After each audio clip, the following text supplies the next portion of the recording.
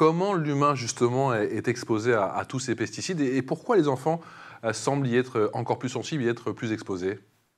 Alors, les enfants, ça va être plus exposés parce qu'ils vont manger plus de certains fruits et légumes par kilo de poids de corps, hein, en se rapportant à leur kilo de poids de corps. Et d'ailleurs, dans les modèles officiels de consommation qui sont employés par les agences, notamment européennes, on s'aperçoit que c'est pris en compte et il y a une surconsommation de certains aliments qui peuvent être contaminés par des résidus de pesticides.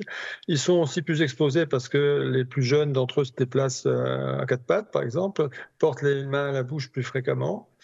Et puis, les modèles, d'exposition, de la population, en fait, sous-estiment l'exposition des enfants. On juge, par exemple, qu'un enfant de 14 ans pèse 60 kilos. Or, il pèse bien souvent beaucoup moins que 60 kilos. Donc quand on fait le calcul de son exposition rapportée à 1 kilo de poids de corps, en fait, les calculs officiels, sous-estiment son exposition. Et c'est la même chose pour les enfants de moins de 3 ans.